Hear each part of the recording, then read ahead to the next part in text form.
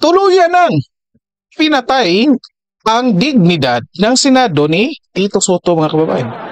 Pinatay na talaga ni Tito Soto yung dignidad ng Senado. Ito, pakinggan natin dito, mga kababayan. Again, live po tayo ngayon. Paki-like po and share ng videos natin, and then paki-subscribe din po sa ating channel. Okay? So, comment kayo dyan, mga kababayan, kung anong masasabi nyo dito sa mga nangyayari dito sa Senado, mga kababayan. Yung sudden change, yung papapalit ng liderato, sinong mga nagpupush dito, ano ngayon ang aksyon ng bagong Senate President, titignan ninyo. Ito, tingnan natin ito, ha? The last time I know that Bryce Hernandez was cited in contempt and was issued commitment order to the USA detention room. May I know the whereabouts of that Bryce Hernandez right now, Mr. President? Well, according to the newspaper accounts that I've read, I think they had our Senate President and the Speaker of the House had an agreement to commit Bryce Hernandez at the PNP Custodial Center at Camp Rame. May I clarify that quite accurate answer by Senator Estrada for the information of Senator De La Rosa. Ito, pakinggan nyo, mga kababayan, ha? Yesterday, after the hearing, during the hearings that they were conducting in the House, Speaker Martin Romualdez called me and said that their committee was... Anong oras natapos yung hearing sa Congress, mga kababayan? Yung walang kwentang hearing? O gabi na, di ba? Sa pagkakaalam ko, gabi na. Correct me if I'm wrong. Comment kayo dyan, mga kababayan. Again, shout out ko kayo. Live tayo ngayon. Anong oras na natapos? Gabi na. And then, House Speaker called me, mga kababayan. Anong ibig sabihin yan? Imagine ninyo, mga kababayan, ha? Ito pa pala, additional, nakalimutan ko. Ngayon ko lang naalala. Isa sa mga nakasisira din sa dignidad dito ng Senate, mga kababayan, yung ipinilabas ni Ping na sana paninira doon sa Undersecretary ng DPWH, pero ang lumalabas ngayon, bumaliktad ngayon dito kay Tito Soto. Kasi bakit? Again, yan yung pinag-usapan natin sa isang live stream natin kanina, mga kababayan, na kung saan yung laman ng mensahe binasa natin at lumalabas doon na mayroon ng previous na ugnayan si Tito Soto doon sa kay Undersecretary Cabral, and most likely matagal nang nagkakaroon na ng ugnayan yung dalawa. Unfortunately, yung pinalabas ni Ping Lacson na message, mga kababayan, hindi pa pinakita buong mensahe. Kaya ngayon, challenge ko dito, since linaglag naman si Undersecretary Cathy Cabral, nilaglag na ni Soto at ni Ping, ano ko kay Undersecretary, attend ka sa susunod na hearing dyan sa Senate, tapos print mo lahat ng pinag-usapan nyo mula pa nung nagtrabaho ka hanggang the first time na nag-usap kayo ni Tito Soto. Bigay mo na lahat para makita natin, mga kababayan. Kasi may tawagan sila, si Tito Soto at yung si Undersecretary Cabral, mga kababayan. Yan, ha, isa din yan, mabigat din yan. So akala siguro ni Ping Lacson, mga kababayan, no, na inilabas na niya yun, ang masisira doon si Undersecretary Cabral. Pero kung titignan again natin yung mensahe, it seems, mga kababayan, na maganda naman yung intensyon niya na mayroong excess na 500 na budget na pwedeng lagyan ng possible projects ng isang senador or ng congressman na pwedeng ipasok sa NEP na subject for vetting. Whether papasok doon sa priorities or hindi, mga kababayan. Yet, ang conclusion nila dito ni Ping at Soto, nag-insert daw. Nag-insert ka naman, pero again, masama ba yun? Or hindi? In fact, hindi yun masama, mga kababayan. Kung in-insert yun, hindi masama. Pero kung in-insert yun, tapos hindi ginawa at binayaran, naging ghost project, yun, masama yun. Diba? Dito ngayon lumabas.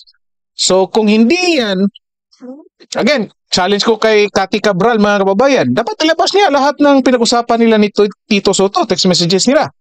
Ito ngayon, si Tito Soto lang ang naglabas. Yung ibang senador, ibang congressman, hindi naglabas. Most likely, ipit siya dito. Siya lang ang may contact, personal contact dito kay Cathy Cabral. Pero kung yung iba maglabas din, ipit silang lahat. Kasi, makikita na, common practice pala ito, na nakikiusap doon sa Undersecretary ng DPWH tapos magre-request or magre-request na mag-insert ng mga proyekto. O di, disgrasya silang lahat, di ba? O, yan yung kamalian ni Ping mga kababayan. Ito ngayon, ito pang huli, recently, mga kababayan, kung saan tinuluyan talaga ni Tito Soto na nag-usap sila ni ano tawag nito? O tambak, mga kababayan, pagkatapos ng Senate Congress hearing. Imagine niyo, gabi na yan ha. Nagtatawagan sila mga kababayan. Ika nga, nagtatawagan, nag-uusap kayo sa 10 oras ng gabi. Di ba? O sa mga lolo't lola natin dyan, ano pong ibig sabihin dyan? Kapag ganyan, nag-uusap sa 10 oras ng gabi. Tapos na po ang office hours. Tapos na po ang hearing. Nag-uusap sila on the phone. Hindi ko lang alam on the phone or nakita sila. Mga kababayan, basta sinabi dito ni Tito Soto, nag-usap sila. Nako, close pala mga kababayan. Delikado ito. Imagine, ano kayong pinag-usapan nila? Ito pakinggan natin. Was allowing Mr. Hernandez to remain Total na mga in the kababayan. House and in the House of Representatives, and that he was requesting that he not be returned back to the Senate because of some fear for his life. That is according to him. So what I did was I asked the speaker what he plans, because we cannot allow that. I said he's under our custody. Kunwari I cannot allow pa mga kababayan, di ba? Sa tingin nyo, comment nyo dyan mga kababayan, sa tingin nyo, may kakayahan kaya si Tito Soto mga kababayan, sabihan si House Speaker na I cannot allow that? I doubt mga kababayan.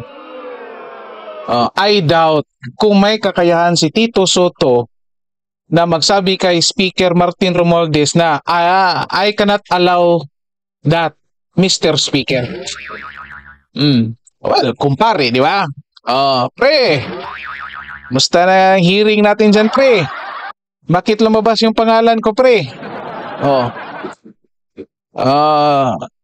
Gawan nyo na paraan yan, pre. Pag ganon-ganon yan. Dito sa baba, pre, kami na bahala. Sino nagpalabas ng pangalan namin dyan, pre? Pre, si Jinggoy. Kami na bahala kay Jinggoy, pre. Ganyan, mga kababayan. Kaya nga ito. Nag-usap sila mga kababayan. I doubt kung kaya niyang gawin yan kay Speaker Martin Romualdez, sasabihan na I cannot allow that, Mr. Speaker. Ito, patuloy natin. And therefore, he is in contempt in the Senate. Pag iniwan namin sa inyo, sabi ko, ibig sabihin niya para namin pinawalan. Correct, Kaya Mr. hindi ako President. pumayag. Correct. So what I did was I asked the Sergeant at Arms to bring Mr. Hernandez to the PNP Custodial Center, and that is where he is now. Di ba mga kababayan? I cannot allow. So, I don't know kung anong tawag nyo dito, pero I think inconsistency ito mga kababayan, ha? I cannot allow that, Mr. Speaker. Pero I asked the Sergeant at Arms, dalhin siya doon. Di ba? Tanga pala ito si Tito Soto mga kababayan. Sabi mo, may custody, kay in contempt dyan sa Senado. Tapos sabihan mo si Speaker na I cannot allow that. Hindi, most likely, nasa isip mo, kung hindi mo inalaw talaga, dalhin mo ulit dyan sa kustodiya ng Senate. Pero bakit mo request yung Sergeant at Arms dalhin doon sa ibang lugar? Nako, mga kaduda-duda ito mga kababayan. Ito, patuloy natin. Under the care of the OSA. Mr. President, is there a possibility that we can commit him back here in the Senate? Of course, during he's still under custody of the Senate, and therefore Let him be jailed here, Mr. President. indirects. We had to give in to the request of the Speaker Bakit pa? that he be not returned here as. But Mr. President, I think as we speak, the jurisdiction of the person of Ang problema dito mga kababayan, hindi siya nagbigay ng rason. Bakit kailangan mag-give in ng Senado sa request ng House Speaker? Yan yung problema dito mga kababayan. Kasi hindi big, like, imagine niyo independent ka, Senado ka, Congress sila. Magkaiba kayo. Di ba? Independent body kayo. In fact, kung based sa aking paniniwala, mas mataas kayo compared doon sa mga congressmen sa House of Representatives. Yet, bakit ka mag-give in? Request naman yun, di ba? Oh. Request ay pakiusap, mga kababayan. Bakit ka mag-give in? Senate President, bakit ka mag-give in? Hindi ka man lang nagbigay ng rason. Oh, I have to give in kasi nakabayad na. Nabili ko na ng condominium. Kasi man lang, maintindihan namin, okay, kaya pala nag-give in ka, Senate President, kasi nabili mo na pala ng condominium or Cadillac. Diba? Dito, ito mga kababayan, duda talaga. Yung sabi ni Tito Soto, mga kababayan, na hindi niya, yung sweldo niya for the entire duda ako dyan. Kasi, sabihin natin yung totohanin niya kasi sinasabi niya, tinutuo daw niya ngayon na yung sweldo niya bilang senador ay dinodonate niya. Kasi alam ko, may kita pa naman ito sa Itbulaga. Lifetime yung sahod nila sa Itbulaga sa pagkakalam ko. Pero, duda ako mga kababayan kasi mukhang mayroon itong unlimited na income dyan sa mga posibleng insertions katulad nung pinag-usapan nila ni Yusek Cabral, mga kababayan. Na kung saan mukhang may alam si Martin Romualdez dito. I don't know, comment nyo dyan mga kababayan kung anong masasabi nyo dito. Unfortunately, yan yung nakikita ko. Hindi mo naman tayo mabiblame ni Senate President mga kababayan kasi tingnan nyo kung ano yung mga pinapakita niya dito sa kanyang aksyon, mga kababayan. Di ba? Ito patuloy natin. Bryce Hernandez belongs to the Senate. Yes, and that's why we can call him here anytime we need him. Thank you, Mr. President.